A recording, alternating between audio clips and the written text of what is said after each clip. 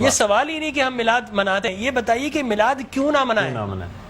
آپ کوئی ایویڈنس ہے ان قرآن کے اندر منع ہے؟ جواب آتا نہیں۔ احادیث مبارکہ میں منع ہے؟ جواب آتا نہیں۔ کیا صحابہ کرام رضوان اللہ تعالی علیہم اجمعین نے منع کیا؟ جواب آتا نہیں۔ بڑی عجیب غریب بات ہے کہ آپ منع کرتے ہیں۔ اچھا جناب یہ دیکھیے کہ میں بڑے سادہ الفاظ میں بتانا چاہوں گا کہ اسلام کیا ہے۔ اسلام 4 چیزوں پہ مشتمل ہے۔ حضور نے جو فرمایا وہ اسلام ہے، حضور نے جو کیا وہ اسلام ہے، اور حضور نے جس سے منع کر دیا وہ اسلام ہے، اور حضور نے جس سے منع نہیں کیا وہ بھی اسلام ہے۔ لہٰذا اگر کوئی آج کسی چیز کو منع کرتا ہے، اس کا مطلب یہ ہے کہ وہ اسلام کے منہ میں اپنی بات ڈال رہا ہے۔ اب نہ اللہ سے بھول ہوئی نہ رسول سے بھول ہوئی، قیامت تک کی ساری ناجائز چیزوں کو قرآن مجید اور احادیث نبویہ میں بڑے بڑے بورڈ لگا دیے گئے کہ these are the prohibited thing, یہ حرام ہے، یہ حرام ہے، یہ حرام ہے، بڑے بڑے بورڈ لگا دیجیے۔ اور دیکھیں طریقہ اور اصول بھی یہی ہے کہ ہر جائز چیز کا نہیں بتایا جاتا۔ مثال کے طور پر اگر آپ کو کہیں جانا ہے تو آپ نے کبھی زندگی میں بورڈ نہیں دیکھا ہوگا کہ الاؤ ہے ادھر آ جائیے، نہیں، یہ کہیں نہیں لکھا ہوگا۔ ناٹ الاؤڈ ہوگا وہاں ضرور لکھا، جہاں ناٹ الاؤڈ ہوگا، پروہیبٹڈ ایریا ہوگا، وہاں پر بورڈ لگا ہوگا کہ یہاں داخلہ منع ہے۔ لہٰذا قرآن و احادیث میں بھی بڑے بڑے بورڈ لگا دیے، حرام، یہ حرام، یہ حرام۔ اور مجھے کہنے دیے ڈاکٹر صاحب، اللہ کا نبی بنیادی طور پر ہر جائز کام کروانے نہیں آتا، بالکل نہیں۔ دراصل اللہ کا نبی ہر ناجائز کام سے روکنے کے لیے آتا ہے۔ اگر جائز کام کی اگر جائز کام کروانے آتا اور جائز کی فہرست بنتی تو قرآن 30 پاروں پہ ہی 30,000 پارے بھی کم پڑ جاتے کہ یہ بھی جائز، یہ بھی جائز، یہ بھی جائز، یہ بھی فہرست، ایک پوری فہرست بن جاتی۔ کہاں تک ہم قرآن حفظ کرتے؟ لہٰذا قرآن کے اندر اللہ کو جو ناپسند چیز ہے ان کا بیان ہے، اللہ کو جو پسند ہے ان کا بیان ہے۔ ہر جائز چیز اللہ کا نبی کروانے نہیں آتا۔ اب اگر بنگلہ دیش کے لوگ رہنے والے اگر پوری زندگی اگر چاول کھاتے اور مچھلی کھاتے، ان سے یہ نہیں پوچھا جائے گا باجرے کی روٹی کیوں نہیں کھائی، تم نے گندم کیوں نہیں کھایا، تم نے فلاں نہیں کھایا، نہیں پوچھا جائے گا۔ اگر اسی طرح پاکستان کے رہنے والے مچھلی روزانہ نہ کھائیں تو ان سے نہیں پوچھا جائے گا کہ یہ بھی تو اللہ کی غذا تھی، جائز تھی، تم نے یہ کیوں نہیں کھایا۔ نہیں، ہر جائز چیز اللہ کو مطلوب نہیں ہے، اللہ کو مطلوب یہ ہے کہ ہر ناجائز کام سے روکا جائے۔ لہٰذا اللہ کے پیارے حبیب نے قیامت تک کی ساری ناجائز چیزوں سے منع کر دیا، نہ اللہ سے بھول ہوئی معاذ اللہ، نہ رسول سے بھول ہوئی، دین مکمل ہو گیا۔ اب اگر کوئی یہ کہتا ہے کہ یہ ناجائز، یہ بدعت، اس کا مطلب یہ ہے کہ کیا تجھ پر وحی نازل ہو گئی؟ باب نبوت تو بند ہو چکا ہے، اب تو کس بنیاد پر کر رہا ہے؟ دیکھیے اب کس بنیاد پر تم منع کر رہے ہو۔ اور میں آپ کو بتاؤں ڈاکٹر صاحب، یہ دین کا مسلمہ اصول ہے کہ کسی چیز کے جواز کے لیے کوئی ضعیف حدیث بھی کافی ہے، لیکن کسی چیز کے حرام یا بدعت ہونے کے لیے قرآن اور احادیث کی نص قطعی چاہیے آپ کو، اور حدیث متواترہ چاہیے، اس کے بغیر آپ کسی چیز کو حرام نہیں کر سکتے، اس لیے کہ اسلام گلا گھونٹنے کے لیے نہیں آیا، اسلام تو راحتیں دینے کے لیے آیا ہے۔ لہٰذا جو ناجائز چیزیں تھی اسلام نے وہ منع کر دی 1400 سال پہلے۔ اب اگر کوئی کہتا ہے کہ جناب آپ میلاد کیوں مناتے ہیں، تو میں کہتا ہوں یہ سوال ہی نہیں، بڑے احمق لوگ ہیں جو جائز کی دلیل مانگ رہے ہیں۔ ارے بھائی دلیل تو ناجائز کی ہوتی ہے، لہٰذا آپ ناجائز کی دلیل دیجئے کہ قرآن میں منع کیا کہ احادیث میں، بلکہ اب میں یہ کہتا ہوں اس بات کے بعد آپ قرآن پڑھیے، اللہ تبارک و تعالی نے 5 نبیوں کا میلاد قرآن میں بیان کیا ہے۔ حضرت آدم علیہ الصلوۃ والتسلیم کے میلاد نامے قرآن کے 5 رکوع پر متفرق، پہلا واقعہ ہی میلاد نامہ آدم ہے، فرشتوں کو جمع کیا، میں آدم کو پیدا کرنے والا ہوں، کیا کریں؟ سیلیبریشن کرو۔ آدم کی ولادت کا موقع، نفخت فیہ من روحی فقعوا لہ ساجدین، جیسے ہی میں یہ آنکھ کھول دے، یہ پیدائش ہو جائے، ولادت ہو جائے، تو تمہیں کیا کرنا ہے؟ اس کو سجدہ کرنا ہے۔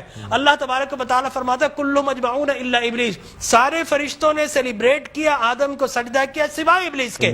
تو معلوم یہ ہوا کہ جس نے میلاد منایا اللہ نے اسے نورانی قرار دے دیا، اور جس نے انکار کیا اللہ نے اسے شیطانی قرار دے دیا۔ سبحان اللہ سبحان اللہ۔ لہٰذا اسی طرح میں 2 منٹ بس، اسی طریقے سے سورہ قصص میں حضرت موسیٰ علیہ الصلوۃ والتسلیم کی میلاد نامہ اللہ نے 28 ابتدائی آیات میں بیان کیا. اور حضرت یحییٰ علیہ الصلوۃ والتسلیم کا میلاد نامہ سورہ مریم میں کیا سلام علیہ یوم ولدا، سلام ہو یحییٰ پر کس دن؟ جس دن وہ پیدا ہوئے. لہذا نبی پیدا ہو رہا تو اللہ سلام بھیج رہا ہے. اور پھر حضرت عیسیٰ فرماتے والسلام علیک یوم ولدت و یوم اموت و یوم ابعث حیا، سلام ہو مجھ پر جس دن میں پیدا ہوا. سرکار نے فرمایا. اور پھر اللہ تبارک و تعالی نے ووالدین وما ولد کہہ کر حضور کے میلاد کو بیان کیا. اور حضرت مریم کی میلاد کو اللہ نے سورہ آل عمران میں بیان کیا. پھر سرکار نے فرمایا کہ میرے غلام الجمعۃ عید للمسلمین. لوگ کہتے ہیں 2 عیدیں، تیسری عید مل گئی. حضرت عمر بن خطاب سے پوچھا کہ یہ الیوم اکملت لکم دینکم یہ آیت ہمارے نبی پر نازل ہوتی تو ہم 2 عیدیں مناتے، ہم تو بطور عید مناتے. حضرت عمر نے حضرت ابن عباس دونوں سے احادیث فرمایا میاں تم ایک عید کی بات کرتے ہو، ہماری تو 2 3 عیدیں تھی اس دن. وہ یوم عرفہ تھا مسلمانوں کی عید کے دن، وہ جمعۃ المبارک تھا مسلمانوں کی عید کے دن، وہ تکمیل دین کا دن تھا، وہ مسلمانوں کی عید کا دن ہے. لہٰذا یہاں پر تو پہلی، دوسری، تیسری، چوتھی، 5ویں نہ جانے کتنی عیدیں. اور صحیح مسلم کی حدیث مبارک رسول اللہ نے 5 عیدیں بیان فرما دی. ایام تشریق، یوم نحر، اس کو سرکار نے عید قرار دیا. لہٰذا معلوم یہ ہوا کہ سرکار دو عالم. اور پھر میں عرض کر رہا تھا کہ آدم پیدا ہوئے، فرمایا الجمعۃ عید للمسلمین، جمعہ مسلمانوں کی عید کا دن. فرمایا رسول اللہ کیوں؟ فرمایا فیہ خلق آدم، اس لیے کہ اس دن تمہارے باپ آدم پیدا ہوئے. معلوم ہو آدم پیدا ہو تو عید کا دن، اور جس دن فخر بنی آدم پیدا ہو ہزاروں عیدوں کا عید. یہ عید بھی ہے اور یقینی طور پر جشن بھی ہے. دیکھیے حضرت عیسیٰ ابن مریم علیہ الصلوۃ والتسلیم پیدا ہوتے نا، اللہ تبارک و تعالی حضرت مریم کے پاس پینے کے لیے کچھ نہیں تھا. اللہ فرماتا وَحُزِّ إِلَيْكِ بِجِذْعِ النَّخْلَةِ تُسَاقِطْ عَلَيْكِ رُطَبًا جَنِيًّا، اے مریم گھبرا مت، اللہ کے میرا نبی آنے والا، اس کی ولادت ہونے والی ہے. یہ سوکھا ہوا درخت ہے، اس کو ہاتھ تو لگا. حضرت مریم جیسے ہی ہاتھ لگاتی ہے اللہ تبارک و تعالی میلاد عیسیٰ کی خوشی میں اس کو ہرا بھرا کر دیتا ہے اور پانی جاری و ساری کر دیتا ہے. تو اللہ تبرک بھی دیتا ہے، اللہ تبارک و تعالی اسے سیلیبریٹ بھی کرتا ہے. تو یقینی طور پر میلاد النبی صلی اللہ علیہ وسلم کے اگر جواز کی آپ بات کریں گے صبح ہو جائے گی.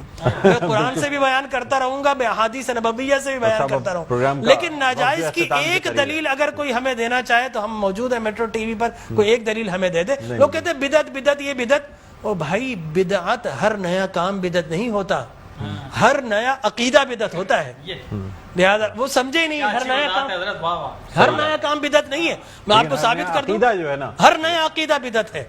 لیکن آپ شیطان نے جب بلیف جو جس چیز پہ انسان کا ہے وہ قائم ہے، ہر نیا کام، اگر ہر نیا کام بدعت ہوتا، خوشی منانا، عید منانا، اس میں تو کوئی ایسی بات انوویشن ہے اسلام کے اندر. آپ یہ دیکھیں نا حضور اکرم صلی اللہ علیہ وسلم کی وفات شریف کے بعد قرآن مجید جمع کیا بدعت، پھر اس کے بعد تراویح بدعت. وہ بخاری کے ہذہ نعمت البدع، حضرت عمر بن خطاب کے الفاظ ہے کتنی پیاری بدعت ہے کہ میں نے تراویح شروع فرما دی. تو مقصد وہ کہ بدعت اچھی بھی ہوتی ہے.